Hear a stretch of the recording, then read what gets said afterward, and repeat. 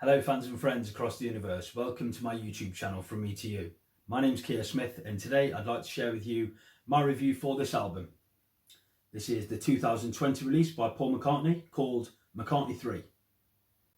Paul was due to go on tour in the summer of 2020, including a headline spot at England's biggest music festival, Glastonbury, but the pandemic struck, ruling out any touring activity in the near future. Paul's last album, Egypt Station, was released in September 2018, so there wasn't any urgent requirement for a new Paul McCartney album. But as the world locked down and with extra time on his hands, Paul went into the studio and began finishing off some of the songs that he hadn't got round to completing yet. Playing all of the instruments himself, bar one song, which we'll come to later, the sessions were reminiscent of the McCartney album from 1970 and the McCartney II album from 1980. And so these new recordings became his new album for 2020, McCartney III. McCartney III was released on the 18th of December 2020. Let's take a look at the album cover. And this design was done by Ed Ruscha, the American artist. The black fading to white and the focus firmly on the die. And this is the back picture of Paul with the track listing either side. You may have noticed that I haven't opened my vinyl copy, it's still shrink wrapped and I intend to keep it that way, so I'll show you the gatefold from the CD version of the album. And the photos here are also reminiscent of the gatefold from the McCartney album from 1970. Onto the music, side one, track one. The album opens with Long-Tailed Winter Bird, which started life as a piece of film music that Paul hadn't got round to completing, and so it became the first track that Paul went to when he started the sessions for the album. Paul plays that piercing guitar riff on the acoustic guitar, great riff, and he later overdubbed drums, bass and further guitars, and I like the way that the electric and acoustic guitars mesh together as the song goes forward.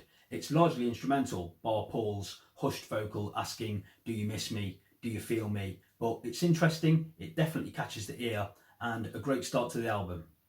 Find My Way is next, and we find Paul having a little bit of fun in the studio, experimenting with this track using two different drum tracks and two different bass sounds, alternating between the Hofner and the Moog, and capturing various guitar parts at different speeds, slowing them down, speeding them up, meshing them all together, layering the sounds, and it's a brilliant song.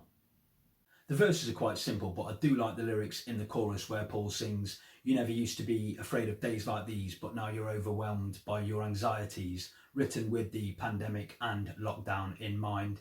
And then you get the fake out, and then it comes back in and the outro plays. And I love all of those guitar frills on the outro, they're really neat. The song is immensely tuneful and catchy, and it could well be my favourite song on the album, Find My Way.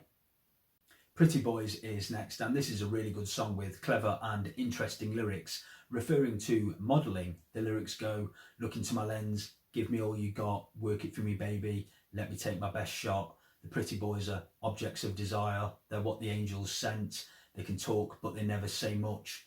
And Paul uses his upright bass on this track, famously used by Bill Black, bass player for Elvis Presley, and nice use of the harpsichord here too. And it's a really good melody, and I really like Pretty Boys, the song.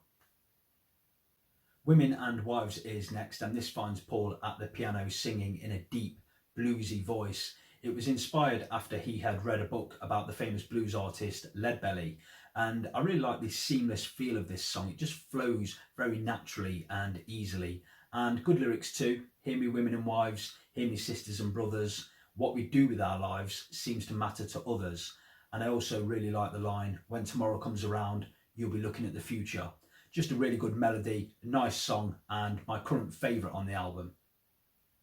Lavatory Lil is next, and this was my favourite song on the album upon hearing it for the first few times. I just love that spiky riff and the call and answer style of the song, and it rhymes in a very pleasing way, very catchy. You think that she's a winner when she's cooking you your dinner, but she's really moving in for the kill, Lavatory Lil. And you think she's being friendly, but she's looking for a Bentley.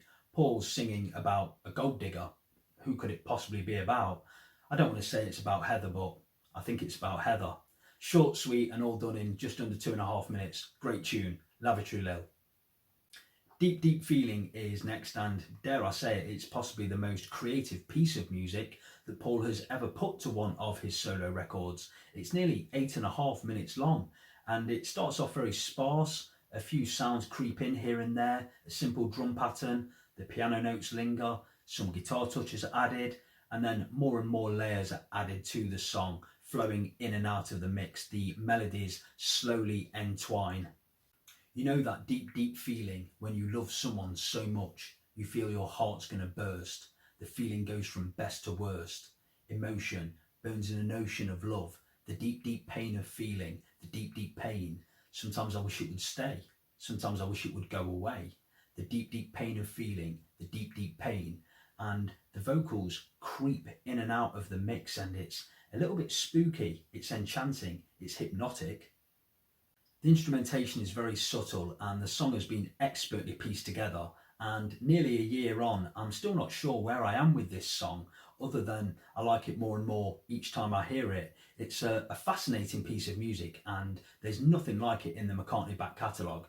Deep, Deep Feeling. Flipping the vinyl over to side 2, we get Sliding, and Paul came up with this riff at a soundcheck in Dusseldorf, Germany, whilst on tour there. And it was originally tried for the Egypt Station album, but the band didn't get it quite right, so it was resurrected for these sessions. So we get Abe on drums and Rusty on guitars, two long-time members of Paul McCartney's touring band, of course, and I love the thumping drums on this, the meaty guitar riff. It's got a really cool sounding guitar solo. I like Paul's falsetto in the chorus, and Paul hasn't gone this heavy since 2008's Electric Arguments album with the opening track Nothing Too Much Just Out of Sight, and this is a welcome rocker, a great song. The next song, The Kiss of Venus, was inspired by a book called A Little Book of Coincidence on the Solar System, and although Paul's falsetto here is a little bit broken, it only adds to the charm of the song, a little bit like 2013's Early Days, and this too is a really pretty McCartney melody, perfectly picked and played on the acoustic guitar, and nice words too. The Kiss of Venus has got me on the go. She scored a bullseye in the early morning glow. Really nice middle eight, good song. Seize the Day is next, and this is another song born out of the pandemic. Paul sings, when the cold days come and the old ways fade away, there'll be no more sun, and we'll wish that we had held on to the day. Seize the day. It's very upbeat, very catchy, great melody, and I really like the chorus on this and the fizzing guitar sound that goes with it. Good middle eight when Paul sings, I bless the day when you came into my life. And of the songs on this set, Paul said that this one sounded most like the Beatles, but I think it's pure McCartney. Another really good song. Deep Down is next, a simple drum pattern, a slight melody, and just a super cool groove. Paul using the harmonium here and the Moog bass, and we get some horns later on, and it would have been nice to have had some real horns on the track, but as it was made during Rockdown, it was all Paul DIY here. But I really like this song. Paul stretches his vocals to good effect, and simple lyrics, but a super cool song. And Winterbird / When Winter Comes closes the album, a delightful acoustic song left over from 1992 with Paul's rich 1992 vocal. It didn't need to be re-recorded as it was complete as it was, and it really fits the homespun feel of the album. And it brings the album full circle very nicely as it opens with the opening riff from the opening song on this album. And then Paul sings about keeping the lambs and the chickens safe by fixing the fence by the acre plots. And I really like the lines, when winter comes and food is scarce, we'll warn our toes to stay indoors. A beautiful song, a really nice melody, and a great way to end the McCartney III album. McCartney III sold very well. It went as high as number 2 on the US album charts and all the way up to number 1 in the UK. The first time that Paul has held the UK number 1 album spot since 1989's Flowers in the Dirt. It gathered almost universal praise for its craft and songwriting excellence, and rightly so. I think it's a really good album, a strong set of songs, and almost a year in, I'm still finding new favourites from the album and lots of other things that I like about it, so I'm thrilled with it. What do you think of the McCartney III album? How highly do you rate it in Paul's back catalogue? What's your favourite song from the album? Please leave your thoughts in the comments section below, and please give the video the thumbs up if you enjoyed it. Please subscribe to the channel. I'll be doing a lot more McCartney related album reviews soon. Thanks as always for watching. See you next time.